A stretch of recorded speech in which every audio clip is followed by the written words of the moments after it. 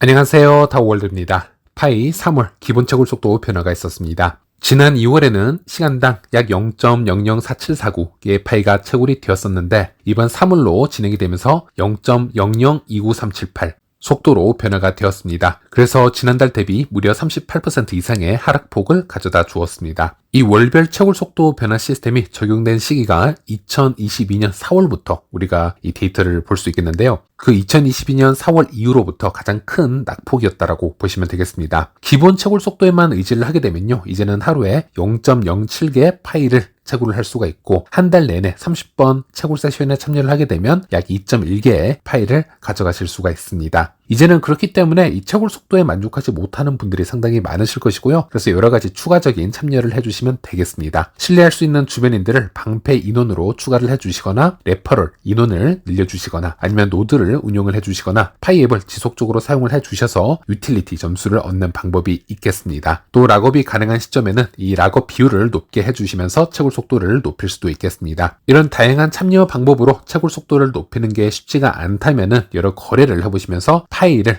모으는 것도 하나의 좋은 방법이 될 수 있겠습니다. 그리고 이미 마이그레이션이 된 분들 한해서는 파일을 좀 더 모아서 온체 락업을 진행을 해보시는 것도 좋은 팁이 될 수 있겠습니다. 최근 온체 락업량 또한 증가하고 있는 것을 우리가 살펴볼 수 있는데요. 파일을 거래를 해서 좀 더 모으신 후에 온체 락업을 최대 200%까지 진행을 할 수가 있겠고요. 그렇다면 좀 더 높은 채굴 보상량을 얻으실 수가 있겠습니다. 네, 그리고 파이는 현재 영상을 찍는 시간 기준으로 2달러, 1.9달러 지지선을 테스팅하고 있습니다. 이전에 3달러 저항선을 여러 차례 돌파하려고 시도를 했는데 현재는 하락 추세로 전환된 상태이고요. 따라서 전체적인 흐름을 반등세로 전환하는 것이 가장 중요한 부분인 것 같습니다. 현재 2달러, 1.9달러의 첫 번째 지지 구간에서 강한 반등이 나오지 않을 경우에는 추가적인 조정이 나올 수도 있고요. 그렇다면은 이 다음 지지 라인인 1.6달러까지 조정이 발생할 그런 가능성도 염두를 해두셔야 될 것 같습니다. 그리고 우리가 이 파이의 차트를 봄에 있어서 현재 이 파이의 가격의 흐름을 바꾸는 요인을 오직 파이 자체에서만 찾는 것은 다소 한정적인 분석이라고 할 수 있겠습니다. 지금 보시는 차트의 파란색 라인이 파이 가격이고요. 붉은색 라인이 암호화폐 총 시가총액이라고 보시면 되겠습니다. 파이는 상장 초기에 암호화폐 시장과 일정 부분 디커플링이 되어서 다른 움직임을 보여줬지만 현재 조정장을 거쳐가면서 결국 시장의 거시적 흐름과 이 자금 이동의 영향을 크게 받을 수밖에 없다라는 점이 조금씩 확인이 되고 있습니다. 따라서 파이의 가격 반등을 기대하기 위해서는 먼저 암호화폐 시장을 주도하고 있는 이 비트코인의 회복세를 먼저 살펴보는 것이 필수적이라고 할 수 있겠고요. 이후에 이 시장의 불확실성이 완화가 되고 극단적인 공포심이 조금씩 해소가 되면은 자금이 좀 더 원활하게 유입이 될 것이고요. 그때 파이 역시 다시 상승세를 형성할 가능성이 높아질 것이라고 보는 게 좀 더 합리적이라고 할 수 있겠습니다. 현재 비트코인과 알트들이 살짝 반등을 보여주고 있는 것을 볼 수 있는데요. 하지만 여전히 기술적 분석으로 보자면 비트코인은 강한 지지 라인이 없는 이 구간에서 언제든 자유 낙하를 할 수 있는 지금 상황이라고 볼 수 있겠고 최근 여러 악재가 쏟아져 나오고 있지만 그나마 긍정적으로 해석을 할 부분이 있기 때문에 살짝 반등이 있었던 것으로 보여집니다. 그중 하나는 2월 28일에 있었던 개인 소비 지출 가격 지수 PCE가 발표가 되었고요. 다행히 이번에는 예측치와 부합을 해서 나왔기 때문에 이것을 나름 호재로 반영을 해서 시장이 조금 더 회복세로 들어섰던 것으로 보여지고 있고 또 하나는 3월 7일 백악관 이 크립토 서밋이 예고가 되어 있습니다. 이번 크립토 서밋은 트럼프 대통령이 직접 주관하는 회의라고 보시면 되겠고요. 주요 암호화폐 기업 CEO나 투자자, 정책 관계자들이 대거 참석한다라고 보시면 되겠고 그래서 비트코인 전략적 준비금, 이 스테이블 코인 규제 및 미국의 암호화폐 산업 육성 방안이 핵심 의제로 다뤄질 것이기 때문에 3월에 들어서면서 이런 기대감으로 인해서 조금씩 가격이 선반영되는 부분이라고도 해석을 할 수 있겠습니다. 자, 그런데 이전에 언급을 해드린 것처럼 현재 비트코인이 잠시 반등을 한 위치가 매우 애매한 곳이라고 할 수 있겠습니다. 여러 호재가 중간중간 나온다 하더라도 언제든 이 7만 라인까지 추가 조정이 일어났다가 다시 반등을 노려야 되는 그런 상황도 염두를 해봐야 될 것 같습니다. 또 파이어 차트를 보시게 되면 좀 더 쉽게 확인을 하실 수가 있습니다. 매물대가 좀 약하게 모이게 되는 경우에는 이 색깔이 검은색으로 지금 나오게 되고요. 조금씩 매물대가 강해지게 되면은 붉은색으로 변하게 되고 좀 더 강해지면 노란색 그리고 가장 강한 매물대가 모이게 되면 흰색으로 나타나게 돼 있습니다. 그래서 비트를 잠시 반등시켰던 이 84,000 라인에서 매우 강한 지지 라인이 아주 짧게 나타나는 것을 볼 수 있었고요. 그 이후로는 다시 강한 지지 라인이 보이고 있질 않고 있고요. 또 비트코인 고래 움직임을 보더라도 현재는 소량을 시장에 내어놓고 있거나 관망의 상태로 있기 때문에 이 시점에서는 호재가 나온다 하더라도 기본적인 스탠스는 좀 더 보수적으로 잡고 7만 대까지 추가 하락 예상을 해두고 반등을 기다리는 게 좀 더 안전하다라고 할 수 있겠습니다. 그리고 알트 시장을 보시면요. 미국 관련 코인들 예를 들어 헤데라, 스텔라, 알고랜드, 에이다, 온도 파이낸스, 니어 프로토콜 등이 지금 소폭 반등을 해주고 있는 것을 확인할 수 있습니다. 이것도 두 가지 정도로 우리가 해석을 해볼 수가 있겠는데요. 첫 번째로는 이번 3월 7일 백악관 크립토 서밋 예고가 되면서 미국 관련 알트들이 살짝 반응을 한 것이라고도 해석을 해볼 수 있겠고요. 또 하나의 옵션으로는 잠시 반등을 해주는 데드캣 바운스 현상은 나오게 되어 있고요. 알트는 그런 반등이 일어날 때마다 또는 상승이 일어날 때마다 여러 섹터별로 움직임을 가져오고는 합니다. 때로는 AI 관련 코인만 상승하는 경우도 있고요. 때로는 RWA 관련, 때로는 미국 코인 관련 이렇게 상승을 하기도 하는데요. 이런 방식으로 움직이기 때문에 오늘은 미국 관련 코인이 살짝 반등을 하였고 그런 부분을 우리가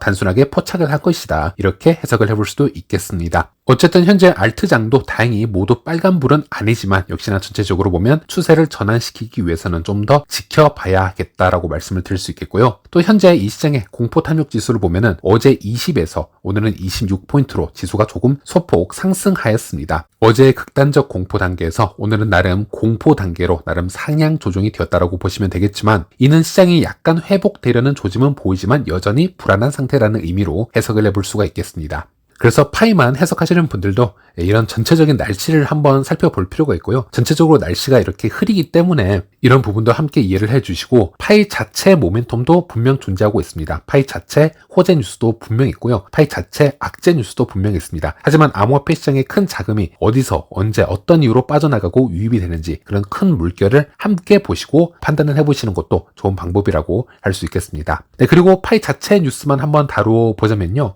저는 최근 들어서 가장 아쉬웠던 부분 중 하나가 바로 파이가 코인마켓캡에서 정식적으로 모두 검증이 끝나지 않았고 아직 반영이 되지 않은 부분이 남아있다. 저는 개인적으로 이 부분이 가장 아쉬운 악재였다라고 생각을 합니다. 어제 영상에서도 자세히 소개를 해드렸었지만 코인마켓캡에서 파이가 모든 검증을 끝내고 높은 순위에 위치를 하고 있는 것과 그렇지 않은 것은 초반에는 매우 크게 차이가 날 수 있다라고 저는 설명을 해드려 왔는데요. 파이의 거래량이나 이 시총 기준을 보았을 때는 분명 높은 순위를 차지할 수 있는 데이터들이 나오고 있는데 이 순위가 코인마켓캡에서는 그대로 반영이 되지 않고 일단 시총 순위가 201위로 올라왔다라는 것입니다. 그리고 이 부분은 왜냐하면 코인마켓캡의 새로운 정책으로 아직 5가지의 중요한 요소를 이 파이코어 팀이 모두 반영을 하고 있지 못하기 때문에 그런 경우에는 시총이 높다 하더라도 200위권 밖으로 밀려날 수밖에 없다라고 제가 말씀을 드렸고요. 그리고 코인마켓캡이 암호화폐 시장의 모든 기준이 될 수는 없습니다. 하지만 현재까지 암호화폐를 평가하는 기준 중 하나로 사용이 되어 왔었던 것은 사실이고요. 이것으로 아직 파이가 시장에서 불명확성이 남아있다라는 점에서 그리고 메이저 알트 리스트에 파이가 직접적으로 지금 들 수가 없고 일시적으로 밀려나 있다라는 점에서는 파이에게는 단기 악재 중 하나였다라고 저는 개인적으로 분석을 하고 있습니다. 그리고 이게 어떤 부분까지 영향을 미칠 수 있을까 한번 확장을 해서 예상을 해보자면요. 최근에 바이낸스에서는 파이를 상장할 것인지에 대해서 찬반 투표를 진행을 해왔었고요. 결과론적으로 86%가 찬성표를 가져오면서 미래에는 바이낸스가 파이를 상장할 확률이 매우 높음을 우리가 여기서 예측을 할 수 있었는데 이에 대해서 파이의 커뮤니티 개발자인 렉스의 경우에는 이렇게 평가를 하고 있습니다. 바이낸스는 파이가 코인마켓캡에서 상위 200위권 시총에 진입을 하기 전까지는 즉 추가 검사를 통과하기 전까지는 이 바이낸스가 파이를 상장하지 않을 것이다. 이렇게 추측을 하기도 했습니다. 즉 파이가 코인마켓캡 200위 안에 든다는 것은 단순 시총이 높다 낮다를 따지기 앞서서 이 코인마켓캡에서 매우 중요하게 생각하고 있는 이 5가지 기준 이것을 명확하게 따랐냐 따르지 않았냐 지금 이런 기준이라고 보시면 되겠고 즉 시총 200위 안에 든다는 것은 이 프로젝트가 그만큼 투명하게 운영이 된다는 것을 의미하기 때문에 바이낸스처럼 메이저 거래소 같은 경우는 그런 점을 추가적으로 확인을 한 후에 이 파이의 상장 여부를 결정할 수도 있다. 지금 렉스 같은 경우는 이렇게까지 추측을 내놓는 것을 확인할 수 있습니다. 물론 이런 부분도 개인적인 추측이기 때문에 구분을 해서 잘 들어주시면 될 것 같고요. 자, 그렇다면 결국은 파이가 이런 불명확성을 개선하기 위해서는 코어팀이 내부적으로 하나씩 풀어야 되는 숙제가 남아있다라고 보시면 되겠습니다. 코어팀에서 이런 악재들을 계속해서 안고 갈 이유는 없겠죠. 파이는 이제 막 출시가 되었고 이런 문제 덩어리를 하나씩 풀어나가다 보면 그럴 때마다 큰 나비 효과로 진행이 될 수가 있습니다. 코인마켓캡의 데이터가 수정이 되면 코인 게이코 쪽에서도 반영이 될 확률이 높고요. 그렇다면 이 파이 프로젝트가 좀 더 투명해지고 안전하다라는 이야기로 풀이가 되기 때문에 메이저 거래소에서 파이를 상장함에 있어서 더 긍정적으로 해석을 할 수가 있습니다. 또 이런 상장을 추진함에 있어서 여러 메이저 미디어에서도 파이를 좀 더 자주 보도를 할 것이고 또 파이가 메이저 알트 이 레인지 안으로 들어오게 되면요. 이 리테일 일 외에도 기관에서도 관심을 가지기 시작하는 그런 프로젝트로 성장이 될 수 있겠습니다. 이런 나비 효과들을 시간을 두고 좀 더 기대를 해볼 수 있지 않을까 이렇게 말씀을 드릴 수 있겠습니다.